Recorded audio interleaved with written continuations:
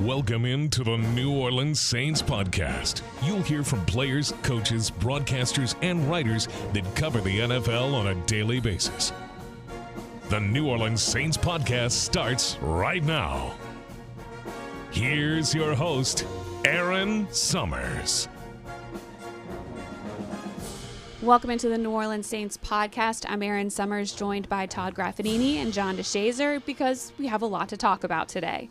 The day started out with the announcement of a contract extension for defensive end Cameron Jordan. 13 years later, what is this, fourth contract, technically? Really like the third earned, you know? Like, everybody's granted that contract on the first one, but third earned contract situation. Fourth overall, 13 years in, looking to play 2-year 15, spoken into existence at like year 8 or 9. And for honestly to have the family behind me, to have everybody that I've had, you know, I've been truly honored and blessed to enter a market as New Orleans, to enter, you know, everything that you think that you want as a football player, coming up as a man, coming up as a kid with dreams of playing in the NFL, to sit here and be embraced by the city of New Orleans, to sit here and be able to start so many different initiatives, sitting here with you know, the God is Love Foundation, and everything that I've been able to do in this city, being empowered not only by the Saints, by the Saints staff. You talk about Bashard Sheridan. You talk about the phenomenal media guys that we have, our equipment guys, our trainers. You know, back when Bo Lowry was in the building, now he's an enemy over in Denver with Sean Payton. You know, you talk about just the phenomenal staff from day one. You talk about, you know, Bum. What is Bum's real name? John Bumgarner. Throws you off. Just everybody in this building. It has been such a phenomenal and amazing experience that I couldn't see myself being anything but black and gold. And then we got to talk to running back Alvin Kamara for the first time at length since the Las Vegas incident during the Pro Bowl. Obviously, I haven't talked in a while. It's been a couple months, 18, 19 months that I've been dealing with this ordeal, obviously. It's a tough ordeal to be in. You know, I never want to be involved in something where someone gets hurt or severely injured or anything. Poor judgment on my end. Definitely a bad decision, but I'm a man. Everything I've ever done in my life, I stood on, and I could take accountability for it, and I could say when I'm wrong. And I was completely wrong, embarrassed the Saints, embarrassed my family, my mother, embarrassed myself, embarrassed the city, and the Shield, obviously, embarrassed the NFL. So, you know, I just tried to do my best to kind of keep it as much away from the media and as much away from the team as I could. You know, obviously, it's hard to do that when, you know, you got such a incident like that. So, you know, I'll be lying if I said it wasn't tough. I've lost a lot throughout this ordeal. Definitely not looking for any pity, not looking for somebody to give me a pat on the back and say it's okay. I know what I did. I know what I was involved in, and I definitely take responsibility. And you know, that's part of being a man and growing. You know, from here, I just got to make the right decisions and make the right choices. So. This afternoon, the league announced that Kamara will miss 3 games to start the 2023 season. He is able to participate in practice and preseason games, and then will have to leave the team for 3 weeks, and will be able to return on September 25th. Todd, it's a lot to take in, but let's start with Cameron Jordan. The fact that he's not only now signing this extension, which means he'll be here through the 2025 season, but he's going to get to do it with all one team. His entire career is going to be one place. How unique is that? It's pretty rare, and I know JD would agree. It doesn't happen in today's day and age, really, in any sport, to spend your entire career with one team. But that's what it appears to be with Cam, and it's just great news all the way around to be in this building and get a chance to see him every day. He is such a genuine guy, and you know what he does in the community, not only what he does on the football field, but just as a complete human being. And for him to represent the organization and the city now for the rest of his career, it's just awesome. And I know everybody, JD, who's a fan of the black and gold, has to be ecstatic today. Yeah, I mean, it only happens if you're productive. I mean, it's fantastic that he's been great, been a great ambassador for the team, the franchise. He's been great in the city. He visits schools every Tuesday, that they're off during the regular season. So, he's a name that's synonymous with the New Orleans Saints, but they only want to keep you around if you're productive, and he's been very, very productive. I know he wanted to spend his entire career with one team because that's what his dad did, Steve. And I think he worships Steve to a degree. And who wouldn't? I mean, Steve, 13 years with the Vikings, 6 Pro Bowls. And I know Cam wanted to beat him in Pro Bowls, and he wanted to stay in the same city like his dad did. And hopefully this will do that for Cam. Well, JD, again, productive, consistent, and what's your favorite line? Hey, the best ability is availability. And he's been 191 of 192 games he started. He only missed 2 games, one of them because of COVID, the other one because of an eye injury, and he would have played if they'd have let him, but they just wouldn't let him. So, he's a guy who, when it's time to suit up on Sundays, Mondays, Thursdays, whatever day it is, he's going to be there. How impressive has his career been thus far? He mentioned it in his press conference. Wasn't the highest draft pick, but this is the production that he's been able to have. Well, he was drafted to be a run stopper. His first year, he had 1 sack. In the 11 years since, he's had at least 7.5 sacks. 6 of those years with double-digit sacks. So he has been, but not just that, and I think Dennis Allen said it also, he's been a guy who doesn't have to come off the field. He plays the run equally well as he plays the pass. He bats balls. He makes tackles behind the line of scrimmage. He's been everything that you could want in a complete defensive end. He doesn't even like the term edge rusher because it doesn't describe a complete defensive end, and it doesn't describe Cam Jordan in the least. He's a guy who, you can put him out there 1st through 4th downs every game, and he's able to do what you need him to do. He's not a specialist from that standpoint. So, it's really been a great pick for the Saints, back in 2011. Yeah, personally, my favorite all-time Saint is Ricky Jackson, and Cam passed that sacks record by Ricky a year ago. And if anybody was to do it, at least it's Cam Jordan, who's been a lifetime Saint. And as another personal terror of former Falcons quarterback Matt Ryan, who was very, very happy that he went to Indy because he didn't have to face Cam Jordan anymore, because Cam has terrorized the Falcons and will tell you as much during each and every press conference that he does. I think he remembers every single quarterback that he's taken down, and he has definitely put Matt Ryan on his butt quite a few times. Head coach Dennis Allen called Cam Jordan the most well-rounded defensive end in the league right now. Would you guys agree with that? Yeah, easily. Nobody else. Some guys play the pass and rush the passer, and they rack up sacks. And, you think of T.J. Watts and those kind of guys who get the big payday for racking up sacks. Some guys are run stuffers, and mostly those guys are in the middle, playing defensive tackle, Vita Vea and those kinds of guys. But Cam is a complete defensive end. He never has to leave the field, and not just because of passing situations or not because of running downs. You can put him out there every down. He probably doesn't have quite the motor that he used to have when he was younger, but still he is willing to go out and play 70 snaps a game, 80 snaps if necessary. Whatever it is that's necessary to play, he'll play it, and he'll be 100 miles an hour the entire time. I mean, I don't know how to add to that. I was basically going to say the thing that really impresses you is he never has to leave the field, and he doesn't. I mean, when you watch every play from scrimmage in a Saints game, defensively, you're going to see number 94 during the play. And that, again, when you know he's going to be there, it's just something you can really count on. This is an extension that we've kind of been waiting on, hoping that he was going to stick around here. Are you surprised that it happened now or that it happened at all? No, I don't think I'm surprised. Maybe the timing of it.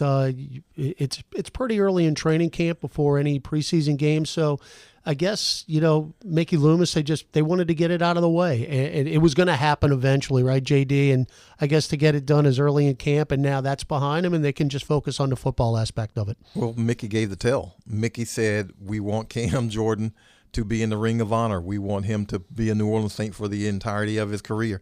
And when the GM says that, then it's going to get done. Unless Cam had, requested something ridiculous salary-wise, it was going to be done. And for Cam, I don't know if he gave a quote-unquote hometown discount, but he wants to be here. He is determined to never leave New Orleans as a player, and so he was going to do what it took to make it happen. Is he going to go down as the best defensive lineman in Saints history? Oh, that's Lineman, yes. Yeah. No doubt about it. Yeah. Best defensive player is Ricky.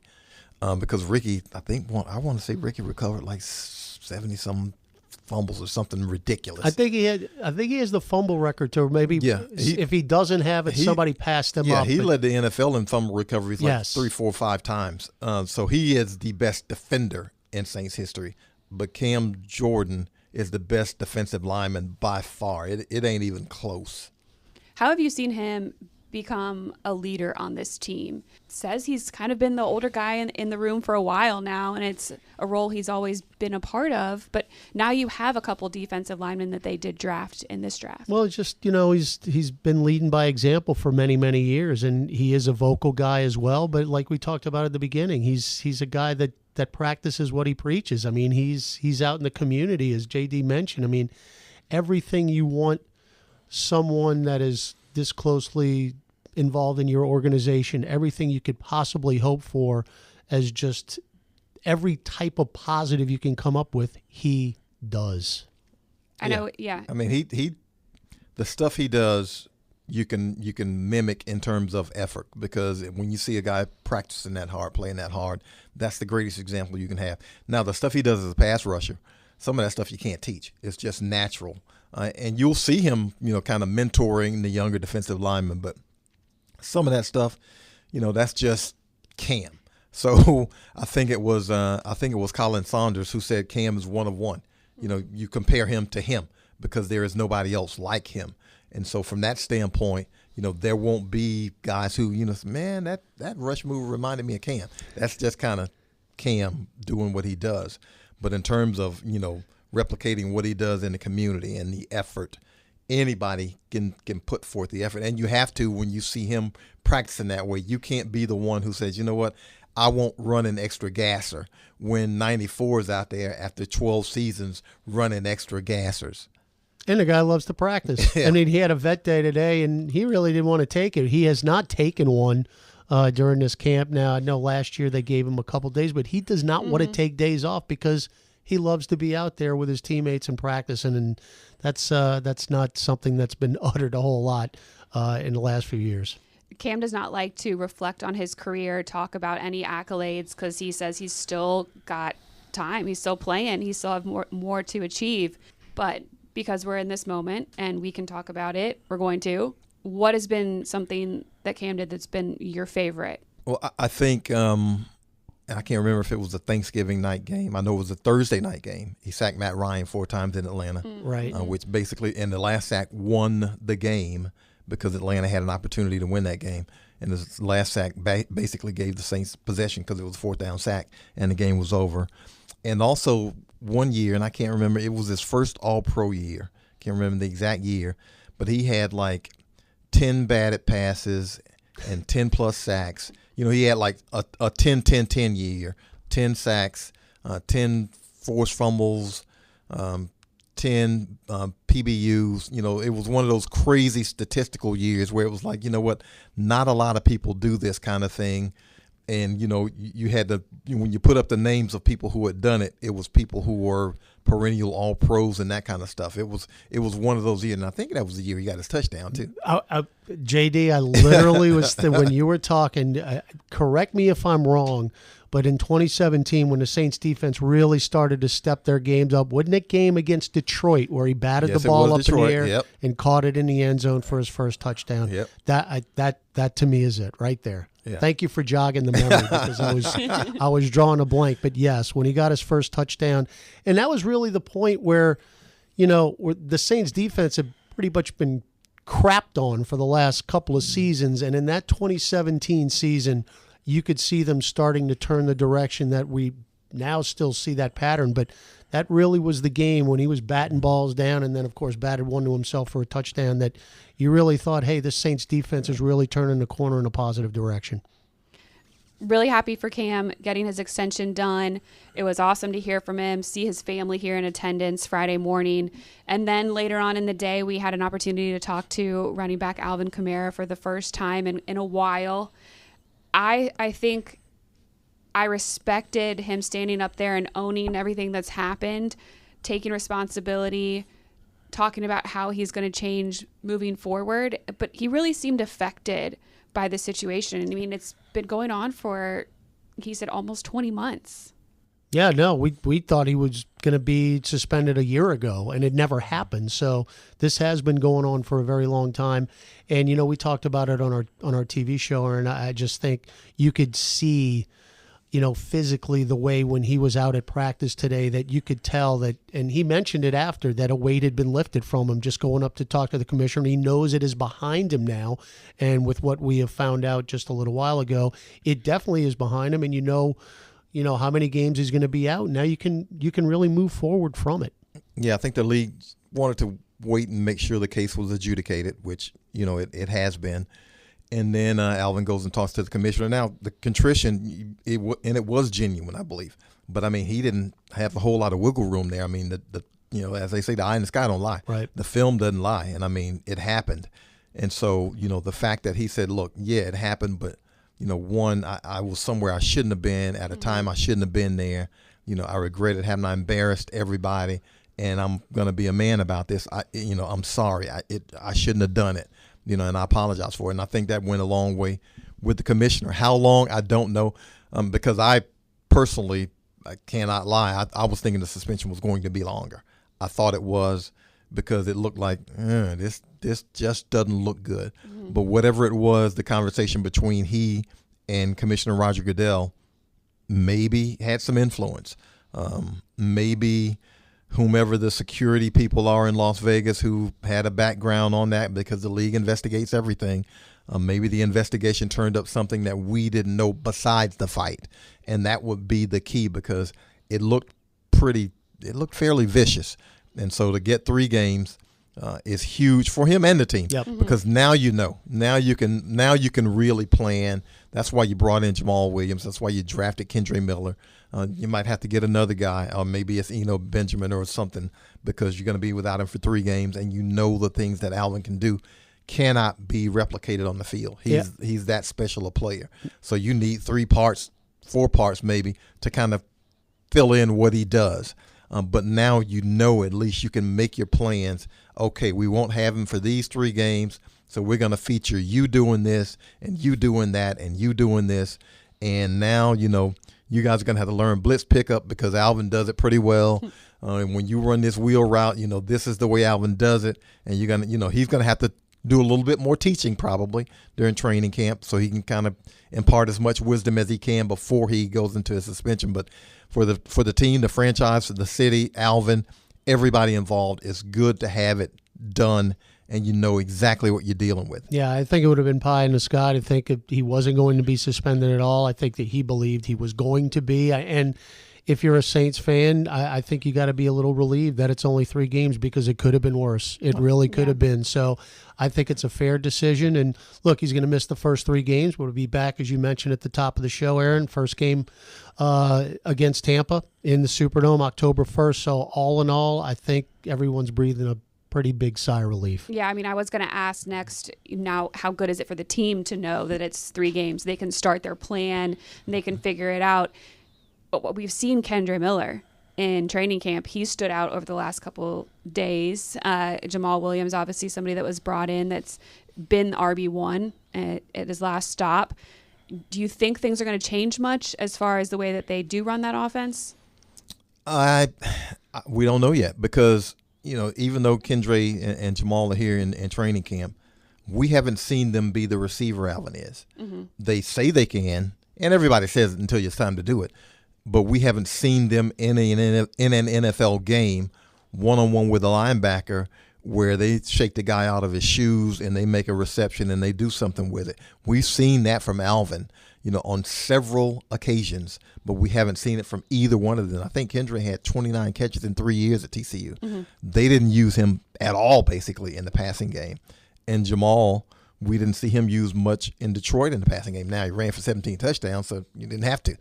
But And really, I guess you can look at it from the standpoint of the Saints don't have to rely on them that way, because if all these guys are healthy, where's a piece of wood that I can knock on? Right in front of you.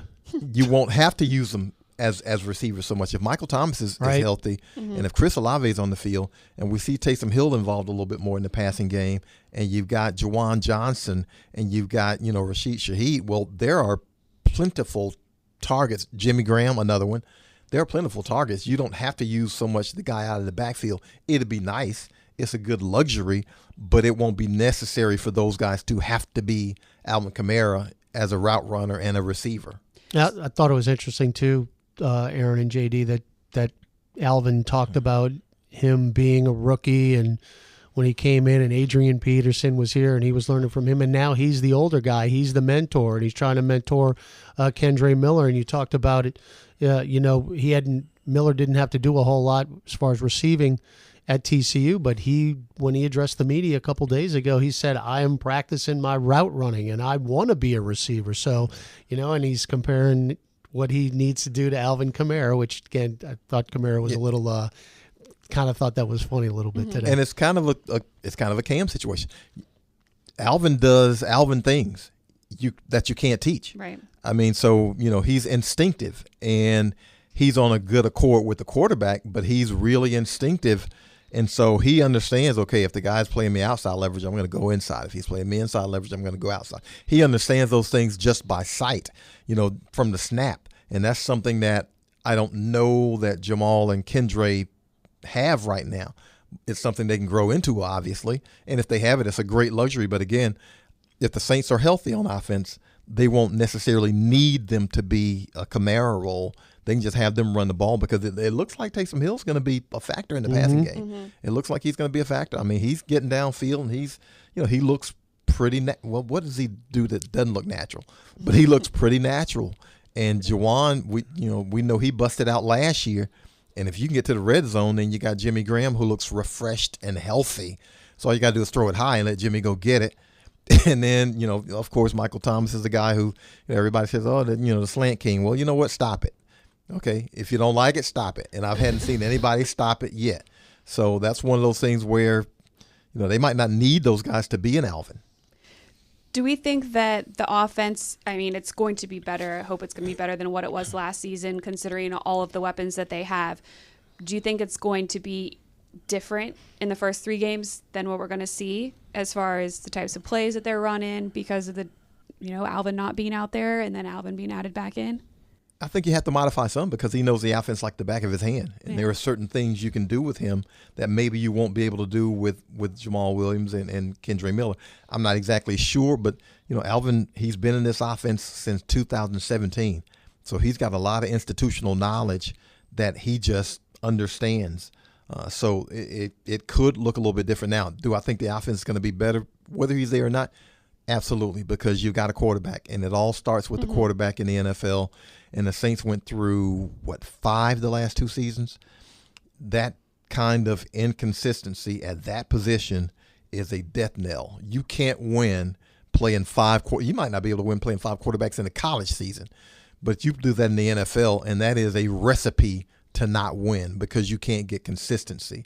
And so having a quarterback who you know is going to be there, knock, who you know is going to be there, who's been productive. Yeah. That makes a heck of a difference. That'll make this offense so much more consistent and so much better, I think, knowing that you've got a guy there who does it. Do the opponents that the Saints are going to face help the situation the first 3 games? I mean, you got to play. You got to play. I mean, it's your schedule. Yeah, but you're opening up it's with the Titans, the Panthers, the Packers. I mean, no, it's NFL Sunday. It's just you got to play. You got to play. It don't matter who your opponent is, and you just got to do what you do. I mean, the Carolina game is going to be a little bit more interesting because it's your first division game, and that's a little bit more important. Tennessee's the home Monday opener. night game too. It is a Monday night game. Tennessee's the home opener, but it's not a conference game. I mean, it's not going to do you in if you don't take that. The Carolina game is much more important to me than Tennessee, and Green Bay, of course, is a conference opponent too. I don't think the schedule matters right now. You just got to go out there and win.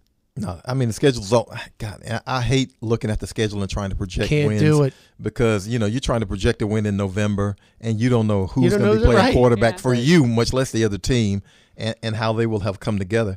You would love to believe that getting Carolina early is best because Bryce Young's a rookie and you don't know what they're going to be on offense, but Carolina's got a pretty good defense. Exactly.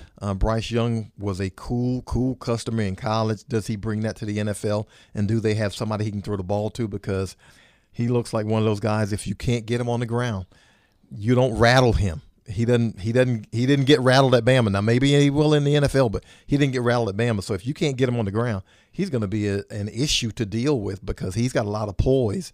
And so, you look at it and say, well, they ought to be able to win those three without Alvin, but Derrick Henry might run for 280. I mean, you just don't know. So yeah, this is big boy ball. You don't just look at this one. They know. Yeah, forgive me. There are no Vanderbilts here. Oh my! There are no Vanderbilts. So you got to play them.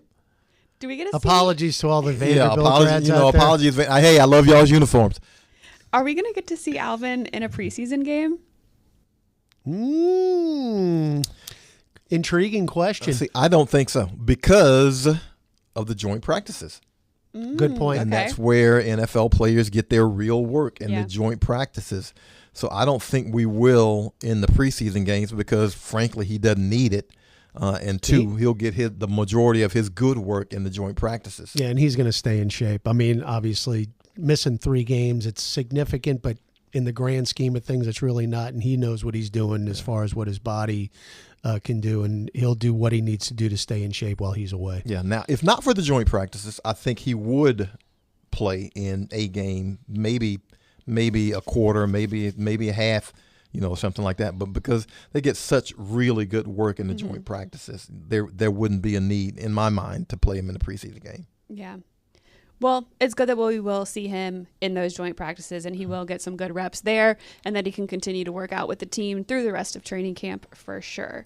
Big Friday, but we'll be back Saturday, Sunday, and Monday. Pads come back on, so we'll have a lot more content coming out from practices on NewOrleansSaints.com, and then we'll be back with another podcast on Monday. Thank you guys both for joining me. Thank you. Appreciate everybody listening, and have a great weekend. Go Saints.